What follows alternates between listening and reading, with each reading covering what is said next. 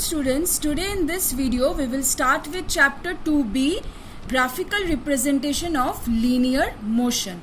What is linear motion? I hope you remember. If a body is moving along a straight path, it is the linear or one dimensional or the rectilinear motion. Okay. Now our first topic will be displacement time graph. Now just notice, if a body is moving from say A to B along a straight path, then its distance is same as the displacement. So whatever will be the displacement time graph, same thing will be the distance time graph. It's the same. Okay. So let's start with the different cases. First of all, say a body is at rest, stationary object. Now what will we plot in the x-axis? We will plot time, and in the y-axis we will plot displacement. So as you know, we always take conveniently, it's a convention to take in SI units, so time in seconds, displacement in meter. Now I hope you know how to plot graphs. So let's just take, say at 0 second it is at 20 meter, the displacement. Now the body is at rest. Say the body is not moving. That means for all the time intervals, it will show the same value. So we will get a straight line parallel to x-axis. Remember, parallel to the time axis. Parallel to this axis, because this is stationary. Okay. So can you tell me what will be the slope of this graph? The slope of this graph will be 0. Why? What is slope? Suppose you have the two axes, say x-axis, y-axis. You have a straight line. Slope means how much inclined. This is the angle between the angle which it is making with the basically this axis. How much inclined the line is. This is the slope of the line. We find it with the help of tan theta. If you have started trigonometry, you will know the different values of tan. If you don't know, then just for the time being, remember that if it is like this, that means the angle, how much is it inclined? 0 degree. And the value of tan 0 is 0. That is why slope of the line is 0. So if the slope is 0, we find velocity. What is velocity? Change in displacement by time taken. So just see, what is a change in displacement here? 0, because throughout it's the same. So change in velocity is a change in displacement by time. That means 0. So velocity is 0. Now is this case possible? Can the displacement time graph be parallel to the displacement axis? It's not possible. Why? This means that, see, displacement is increasing without increasing time. Is that possible? No. And also this means tan 90 degree, that is undefined. We cannot have the slope or the velocity. How is velocity determined from the displacement time graph? Again I am telling you, since velocity is equal to change in displacement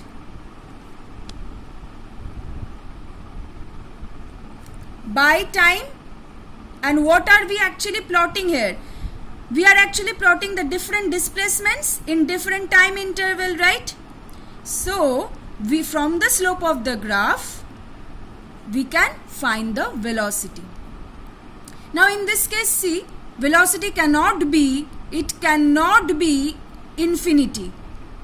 So this is not possible. And theoretically, if you just try to imagine, it's not possible that time is constant but displacement is increasing undefined manner. Indefinitely it is increasing. It's not possible. Okay. So let's move on to the next case. See the Next two cases we will see simultaneously. See the two graphs. We have drawn the graphs with the help of these values. Time 0, displacement is 0. 1 second it is 10 meter. At 2 seconds it is 20. So I have just plotted the points like you do in graphs. See, the displacements are increasing equal. See the equal displacements. 10 in 1 second, 10 meter. In next 1 second again 10 meter. Next 1 second again 10 meter. Next 1 second again 10 meters. See, equal displacements in equal intervals of time. So uniform. Now see, the graph for the body moving with uniform velocity will be then straight line like this. Uniform velocity. Okay. Now we have assumed that the body is starting from rest. That means at time 0, it is at 0 meter. And this will be the graph if the body is initially not at rest. Say at 0, it is at 20 meter. Then 20. Say at 0, it is at 20. Now the body, its velocity increases. That means uniform velocity. Its displacement increases uniformly.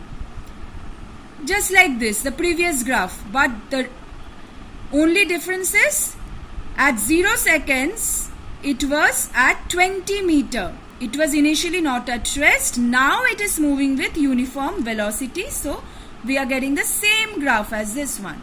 Okay. Now, what about this one? See. At 0 second, it's 0 displacement. At 2 seconds, it is 10. Okay, fine, I've plotted. Again, see at 5, it is 30. So just notice that unequal changes in displacement. 6, again 47. So what are we getting? The graph, we are just getting the graph. Like if I just join these points, I'm not getting the graph like this. This is the case of variable or non-uniform velocity, where the velocity does not remain constant. Okay. Now, how do we find the slope of the graphs? Why will we find the slope? To find the velocity. We will just choose at random any point on the graph. Say for this graph, I have chosen point A.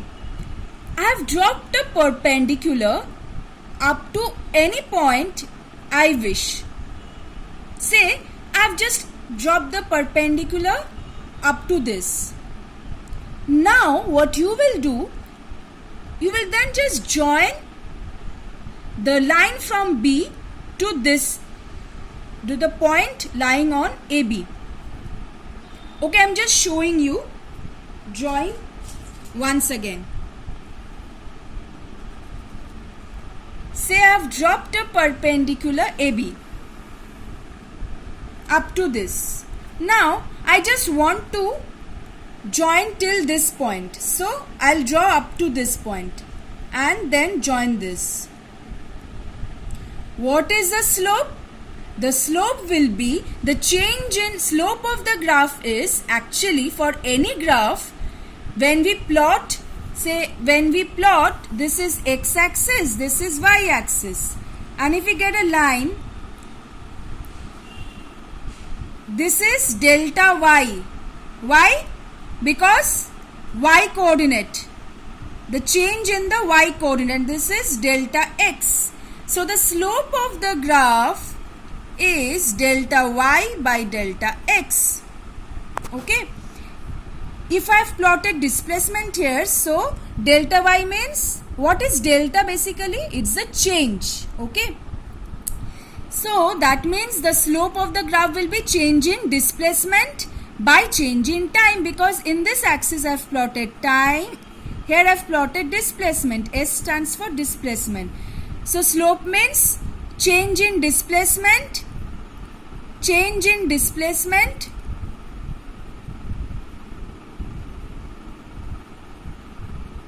by change in time. Okay. Now what is this change in displacement by change in time? That is the velocity. So therefore we get velocity by determining the slope of displacement time graph. Okay. Now in place of this, why I have just dropped till this, for my convenience. Because see, here I have got this point already. You can drop till this also. You can make AB like this and you can join this point. Then you will have to find the coordinate of this point. But isn't it easier if I just drop it till here, and because it's already plotted?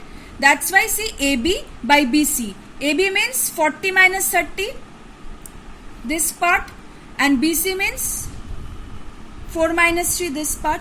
So 10 meter per second is my velocity. You will find that at all the points the velocity will be same. If you just drop till this point and join this, how much is this? 40 minus 10, that is 30, by 1 minus 3. How much is this? 3 minus 1, 2, and this part 40 minus 10, that means 30. So this part will be 30 and this part how much? It's not 3, sorry, if it is, this is up to this, so it's beyond 3, 3.5, and this is say 0.5, 3.5 this part. So 3.5 minus 0.5 by 3, so 10 again. So from any part you can find the slope. Now then, how will we find the slope from this type of graph? See, the velocities at each instant will change.